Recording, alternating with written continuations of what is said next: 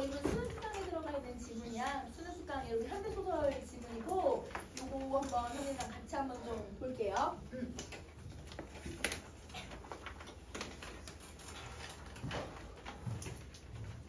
여러분 지금 작가가 누구냐면 양기자라고 하는 작가거든. 여러분 우리 그 2년 전에 6월 모의고사에 원민호 씨 나왔었는데 여러분 그 어떤 여러분 약간 어리바리한 사람이 이러면 무차별 그냥 폭력을 당하고 그 폭력을 당하는 걸 어린아이의 시선으로 설명하고 있는 지금 나왔었죠. 자, 그 작품을 쓴 작가예요.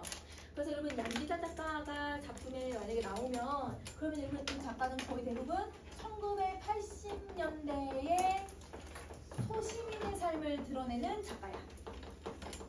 그래서 여러분 현대소설을 보편적으로 여러분 6월 모의고사에는 거의 연계가 잘 되지 않고 9월 모의고사는 연계를 시키고 수능은 연계를 잘 안 시켜요. 그래서 여러분 현대소설은 연계성이 많이 떨어져요.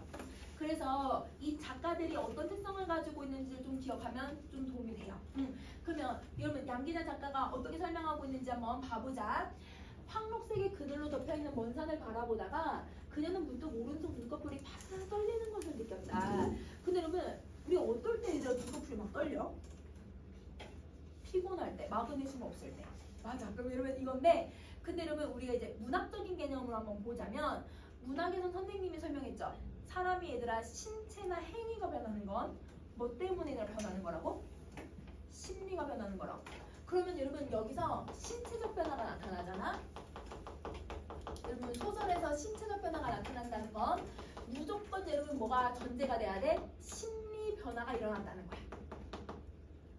심리적 동요가 일어나고 있으니까 여러분 지금 신체적 반응이 나타나는 거예요.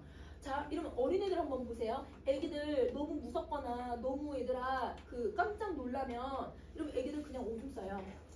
여러분 그건 여러분 아기들이 갖고 있는 여러분 어떤 여러분 심리에 따른 신체적 반응이잖아요. 그러면 여러분 우리도 이러면 신체적인 변화가 일어나거나 아니면 행위의 변화가 나타나고 있다면 그럼 무조건 심리가 변했다 이렇게 생각하면 돼. 그럼 여러분이 찾아야 될 게 뭐야? 그녀의 심리를 찾아야죠. 그쵸? 그녀가 무슨 심리를 갖고 있는지를 한번 정리해 볼 거예요. 떨림은 이내 수초 간격으로 일정하게 반복됐고 그녀의 오른쪽 시야에 잡히는 산과 나무, 색색에 치장된 간의 매점들도 따라서 순간적인 경련을 일으키는 것처럼 보였다. 그녀는 손을 들어서 눈두덩을 지그시 눌렀다. 얘들아 눈을 왜 지그시 이렇게 누르는 거야? 그 경련을 일시적으로 좀 해소해 보려고, 그치? 그래서 여러분 이거는 경련을 해소해 보려고 하는 노력인 거죠. 자, 눈꺼풀의 경련이야말로 이미 오래전부터 그녀를 간섭해온 익숙한 증상이었으므로 눈두덩을 압박한 몸짓 그대로라도 얼마든지 걸을 수는 있었다. 근데 여러분 자, 설명된 거 봐봐. 이미 오래전부터 익숙한 증상. 그러면 여러분 이 경련이 아주 오랫동안 지속되어 왔다는 걸 알 수 있는 거네. 그러면 여러분 이 경련이 지속되어 왔는데요.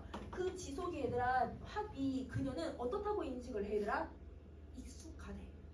눈이 막 떨려서 얘들아 당황하고 이런 것이 아니라 그게 그냥 당연하다라고 하는 식으로 받아들여. 그러면 여러분 이거는 자기에게 지금 주어져 있는 어떤 환경적인 거나 신체적인 변화를 그냥 수능하고 있는 거죠. 근데 여기까지 봐도 얘들아 심리는 알 수가 없네. 그럼 우리 심리는 계속 찾을 거라고 생각하고 정보는 계속 모아보자.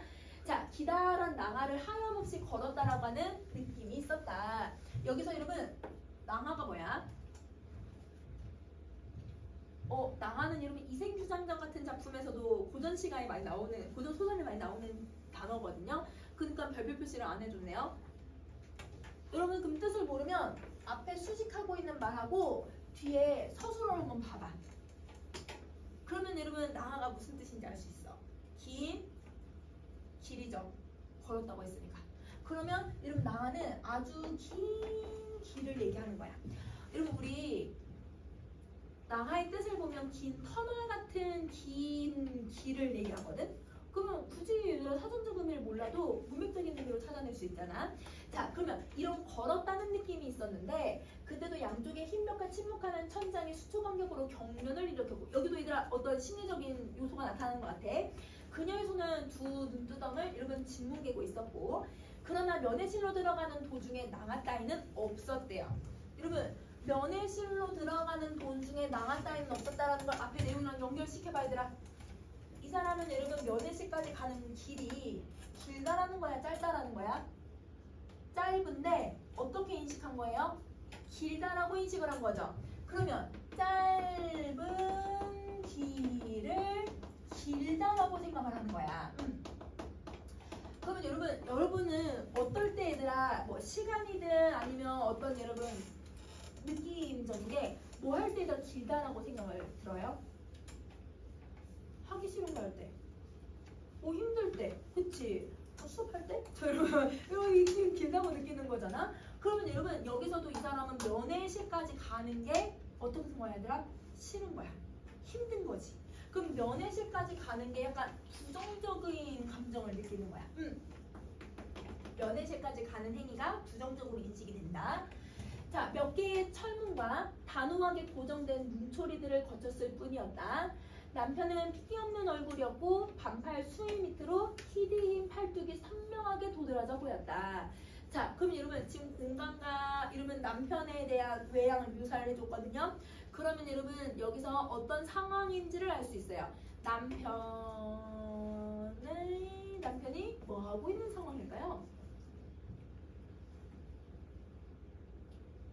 그럼 단어들이 나왔잖아. 그럼 이제 여러분 정보를 조합해봐야지. 면회실, 철문이 아주 많대요. 그리고 여러분 고정된 눈초리라는 건 여러분 어디 계속 일관되게 바라보는 시선이 있다라는 거죠. 시선이 있고 그 다음에 여러분 남편이 수의를 입었네요. 깜빵이지, 그치? 수의는 죽은 사람한테 입히는 옷이기도 하지만 수의는 죄수복을 수의라고도 하거든, 얘들아. 그러면 여러분 철문은 감옥에 이렇게 막아두는 역할을 하는 거고, 그 다음에 얘들아 고정된 눈초리는 여러분 감옥 안에서 여러분 이 죄수들을 감시하는 사람들이겠죠. 그러면 즉 남편은 감옥에 가 있는 상황인 거야. 그러면 여러분 이걸 봤을 때 남편이 감옥에 가 있으니까 아내는 너무 비참하고 얘들아 남편도 걱정이 될 수도 있고 남편에 대한 어떤 뭐 원망의 감정도 있고 되게 복잡한 감정을 느낄 거잖아. 그러니까 여러분 면회실까지 가는 길이 길다 이렇게 인식하고, 그러면 여러분 남편이 이런 상황이니까 남편의 부재에서 느끼는 어떤 여러분 만족이 안 되는 어떤 이런 좀 부재에 대한 결핍이 있을 거잖아요. 그 결핍으로 인해서 아내가 뭘 한다고 보면 될까? 눈에 경련이 일어난다. 그치? 이렇게 봐줘도 되는 거야. 자, 그럼 다시 할게. 여기서 이러면 네모반 듯한 공간 안에서 그대로 확실히 둘로 갈라져서 모습을 보이고 있었다. 그는 저쪽에, 그녀는 이쪽에. 둘이 구분이 된다는 거죠. 한 겹 세 방을 거두어 버릴 수도 있는 두 손을 깍지 끼워 잠재우고서는 그녀는 맥없이 남편 등 뒤 약간의 얼룩과 손자국이 묻어있는 잿빛의 벗을 바라봤고, 그 또한 아무 이유 없이 바닥에다가 후후 입김을 불면서 입김을 발길질로 닦아내고 있는 몸짓을 해보이고 있었다. 그러면 여러분 보세요. 지금 여러분 아내는 남편을 딱 만나러 갔는데 남편의 어떤 안부나 이런 걸 물어보는 게 아니라 남편보다도 뭐부터 봐야 되라? 벽부터 봐. 남편도 아내를 보는 게 아니라 바닥을 불면서 이렇게 바닥 닦는 일만 해. 그러면 서로가 서로를 바라보고 있지 않는 거죠. 모두 지금 뭘로만 설명하냐면 행위로만 설명을 해요. 이러면 행위로만 설명하면 여러분 무슨 방식으로 제시하고 있는 거지? 보여주기 방식으로만 제시하고 있는 거거든? 그러면 여러분 보여주기 방식으로 제시하고 있으면 여러분이 이 사람들이 어떤 관계성을 가지고 있고 어떤 심리인지를 여러분 유추하셔야 되는 거죠. 여러분 이 사람들은 지금 어떤 관계라고 보면 될까? 부부들이. 이 부부는 애틋해? 애틋하진 않아. 그치? 그럼 이건 반대니까 여러분 그러면 소원한 관계고, 소원하다, 서먹서먹하다라고 하는 걸 알 수 있게 해주는 거지. 그치? 그러니까 아내하고 남편이 지금 이런 관계를 가지고 있다는 걸 여러분 직접 설명하지 않아요. 다 보여주기 방식으로 제시를 하고 있는 거죠. 자, 3번 갈게요. 장식 없이 숫자판만 커다란 벽시계는 소리도 날카롭게 면회실을 울리고 그녀는 마치 흰 벽에 얼룩보기를 끝내고 남편을 본다. 자, 근데 여러분 여기에 초침 소리까지 들릴 정도로 이러면 이 안이 어떻다는 거야 얘들아? 점점 조용해. 그러니까 남편하고 아내가 뭔가 얘들아 대화를 나누는 것도 없다라는 거야. 자, 우리 속에 갇힌 짐승에, 여러분 자 우리 속에 갇힌 짐승이라고 표현을 했거든요. 아까 선생님이 얘들아 5쪽을 먼저 읽어보라고 한 이유가 있었어. 여러분 그녀가 5쪽에서 여러분 뭘 보고 있었니? 세 장이 친 방울새를 보고 있었잖아요. 그러면 여러분 자, 이 방울새는 세 장에 갇혀 있어요. 근데 지금 남편도 어떤 상황이지 얘들아? 감옥에, 그치, 감옥에 남편이 갇혀 있죠. 그러면 지금 이 상황을 보면 여러분 새나 남편이나 지금 상황이 어때 얘들아? 똑같아. 그러면 여러분 이 갇혀 있다라고 하는 건 여러분 이 둘에게는 여러분 뭐가 없는 상태를 얘기하고 있는 걸까요? 자유가 없어요. 맞아요. 그래서 우리 속에 갇힌 짐승은 여러분 자유를 상실한 남편을 비유하고 있는 표현인 거죠. 그래서 얘는 자유를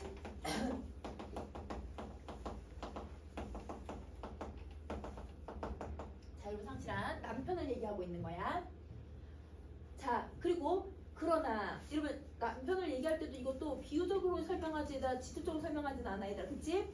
그러나 이제는 번뜩이지 않는 눈빛으로 그 또한 그녀를 바라본다. 여러분 계속 행위만 제시하고 있으니까 여기서 남편의 지금 현재 심리나 아니면 상태를 한번 살펴볼게요. 이제는 이라고 했으니까 여러분 과거에는 번뜩였지 눈이. 근데 지금은 눈이 번뜩이지 않아. 그러면 여러분 과거에는 눈을 번뜩일 정도로 얘들아 눈이 막 살아있었고 눈빛이 살아있었거든요. 근데 지금 현재는 여러분 눈빛이 살아있지 않대요. 그럼 여러분 어떨 때 얘들아 이 눈이 퀭하고 얘들아 눈빛이 살아있지 않니?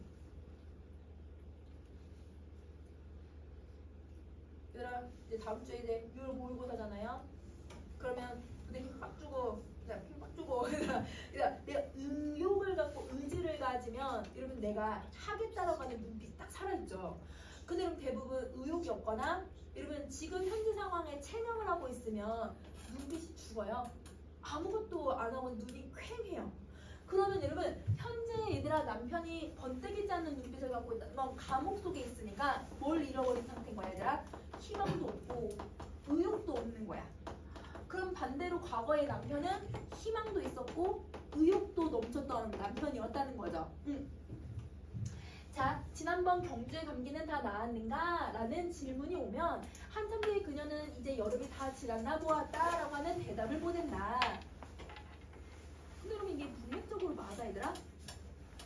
감기가 다 나았는지 안부를 물어보는 것 같아. 그러면 여러분 그거에 대한 답변을 해줘야 되잖아요. 근데 여러분 그녀는 어떤 대답을 해요? 여름 다 지나갔어 이렇게 얘기를 해. 한참 있다가 다시 또 걱정하지 말고 마음 편히 지내라고 하는 말이 세 방을 건너오면 남편이 건네면 시골서 사촌형님 네에서 마늘이 왔다라고 하는 대답으로 내가 이 세 방을 또 건너가요. 잘 지내라고 하면 당신도 건강하게 이런 말이 나와야 되는데 사촌형님이 마늘 보내줬어. 이런 일상의 얘기만 하고 있는 거야. 서로 여러분 지금 대화가 통하지 않죠. 자, 그러면 여기서 여러분 선생님이랑 서술상의 특징을 좀 한번 정리해 볼게요. 자, 우선은 여러분 지금 아내하고 남편이 여러분 대화를 나누기는 하는데 이 대화가 얘들아 지금 뭐가 없이 대화를 서술하고 있어? 대화를 표기할 때 큰 덤프가 없어. 맞아. 여러분 요거 없이 서술을 하는 거야. 그러면 이게 대화를 하고 있는 건지 아니면 서술자가 설명을 하고 있는지 모호하게 표현을 해버리는 거예요. 자, 그럼 또 두 번째, 이 대화 안에서 여러분 이들이 관련성 있는 주제를 갖고 얘기를 하고 있나요? 아니죠. 관련 없는 대화를 나눠요. 그죠? 자, 그 다음에 여러분 세 번째 하나 더 찾아보자. 여러분 지금 이 면회실을 간 게 여러분 과거야 현재야 미래야? 이 문단이 나왔잖아. 이 문단 첫 번째 줄 보면 그렇게 느꼈을 때가 있었다 이렇게 얘기를 하고 있잖아요 여러분. 그럼 이건 과거에 있었던 일이죠. 근데 남편을 본다 두 번째 줄, 여러분 세 번째 줄에 남편을 본다, 그 다음에 여러분 네 번째 줄에 보낸다, 여섯 번째 줄에 건너간다, 그 다음에 맨 마지막 줄에 얘들아 한 문단 맨 마지막 줄에 빠져나온다. 여러분 다 무슨 시제를 사용하고 있니? 현재 시제를 사용을 해. 분명히 여러분 과거에 있었던 사건인데 그걸 현재 시제로 표현을 해. 그럼 현재 시제를 사용하면 좀 더 사실성과 현장감을 만들어내기는 하거든요. 근데 이 글은 여러분 남편의 면회를 갔을 때 이런 행위를 하고 있는 게 다시 또 면회를 가도 이런 행위가 나올까 안 나올까? 또 나올 거야. 똑같을 거야. 그럼 이 현재 시제는 아내하고 남편이 아주 오랜 시간 동안 혹은 여러분 앞으로도 계속 여러분 어떤 상태라는 걸 보여주고 있냐면 소통에 문제를 겪고 있다라고 하는 것. 그래서 여러분 이 서술상의 특징 이 세 가지가 바로 남편에게 혹은 아내에게 여러분 서로가 소통이 안 되고 있다라는 걸 제시해주고 있다. 이렇게 생각해 주시면 돼요. 자, 그러면 여러분 이렇게 해서 여러분 아내는 이쪽 세상으로 감옥에서 나와요, 여러분. 그럼 이제 넘어가 보고 네 번째 문단 한번 보세요. 자, 네 번째 문단에서 선생님 얘들아 어디를 보냐면 밑에서 두 번째 줄 봐봐. 애초부터 그는 아버지로부터 물려받은 방이 많아 월세만으로도 최소의 호구주택을 해 나갈 수 있는 낡은 기아집 아래에서 존재하진 않았다.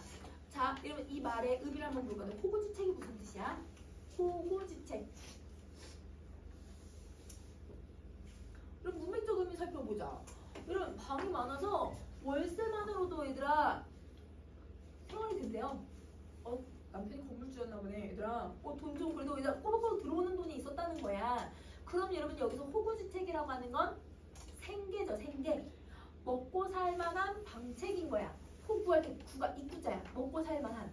그러면 여러분 최소의 얘들아 생계를 뭐 할 수 있는 거예요? 유지가 가능한 거예요.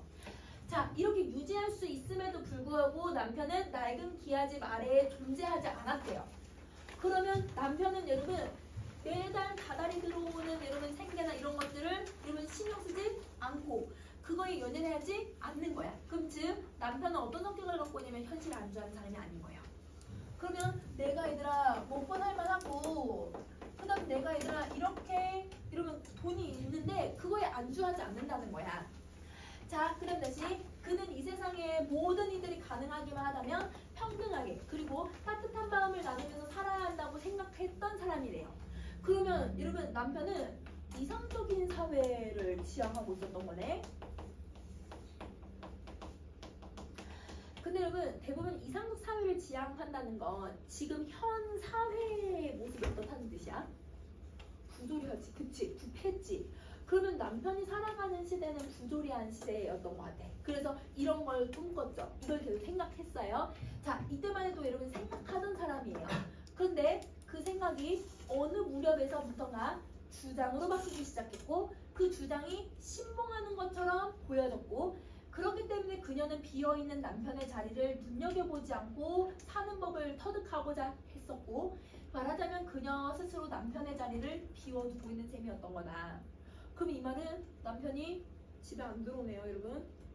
뭐 하느라 집에 안 들어올까요? 그전엔 생각만 했는데 주장하고 신봉하기 시작하면서 이거를 여러분 뭐 하기 위해서? 실천하기 위해서. 그치? 적극적인 행위를 하기 시작을 했다는 거야. 그러면 부조리한 사회에서 여러분 실천을 한다는 건 그 사회에 대한 무슨 행위를 하고 있는 걸까 얘들아? 저항하는 행위를 하고 있겠지. 그러면 남편이 얘들아 감옥을 간 이유를 우리 예상할 수 있을 것 같아요. 여러분 자 남편은 사회가 잘못된 거를 공부하거나 말하던 사람 아니면 저항했던 사람인 것 같아. 근데 여러분 우리가 사회가 잘못됐다라고 얘기하는 게 얘들아 이게 감옥 갈 일이야? 사회가 잘못됐다라고 부조리하다라고 내가 먹소리를 내는 게 여러분 감옥 갈 일이에요? 아닌데 갔던 시기가 있었죠. 언제예요? 독재정권 때 그랬죠. 그러면 여러분 이게 독재정권 하에서 남편이 사회에 저항하는 운동을 하다가 감옥에 갔다라는 거야. 그러면 여러분 현실에 안주하지 않았다는 남편의 모습 그리고 아까 남편은 예전에는 눈빛이 어땠다? 번뜩였다라는 표현 썼잖아.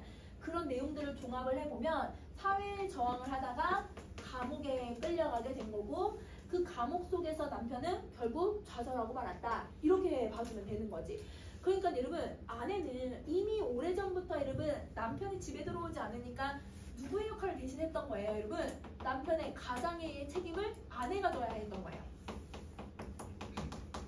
그러면 여러분 가장의 부재 그리고 그 가장의 책임을 내가 져야 된다라고 하는 그 부담감 그리고 여러분 남편도 감옥에 갔다라고 하는 그 불안감 우선 여러분 좀 뭐 원망스러운 이 감정들 때문에 얘들아 뭐가 생긴 거야?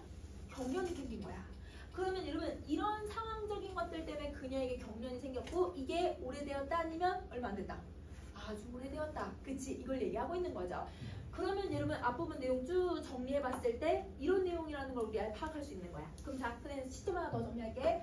자, 이거는 여러분이 정보만 글을 읽는다고 정보가 모아지는 게 아니라 계속 여러분 읽은 정보들을 조합해서 이 사람이 이런 행위를 했구나 라고 하는 걸 유추하고 추론해야 되는 지문이거든요. 그 이유가 바로 시점 때문에 그래요. 여러분 이거는 우선은 여러분 무슨 시점을 쓰고 있는지 한번 생각해봐요. 무슨 시점을 써? 무슨 전제적과 시점 써? 맞아. 왜냐면 그녀라는 표현을 썼으니까 3인칭에다가 그녀가 얘들아 어떤 생각하고 어떤 여러분 심리가 잘 드러나는 건 아니지만 왜 그런 행위들을 하고 있는지 그녀를 더 많이 설명하거든요. 근데 선생님 지금 금방 얘기도 했지만 누구를 더 많이 설명한다고? 그녀의 입장에서. 그럼 이건 무슨 시점이야 얘들아? 제한적 전제작가 시점이네.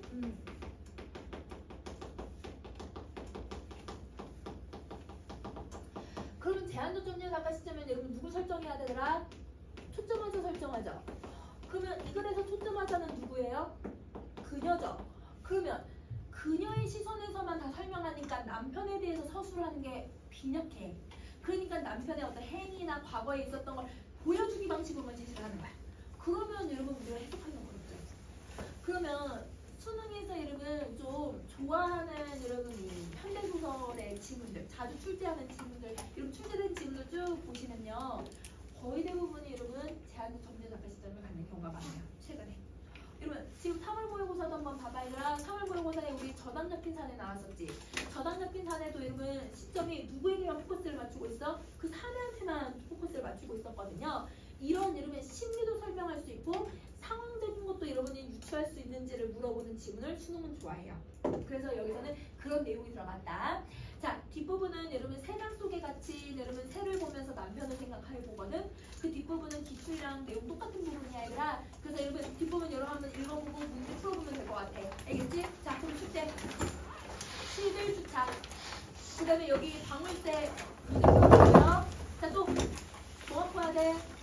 윤모 갖고 와야지. 다음 시간에는 윤모 풀이할 거니까 윤모 갖고 오세요.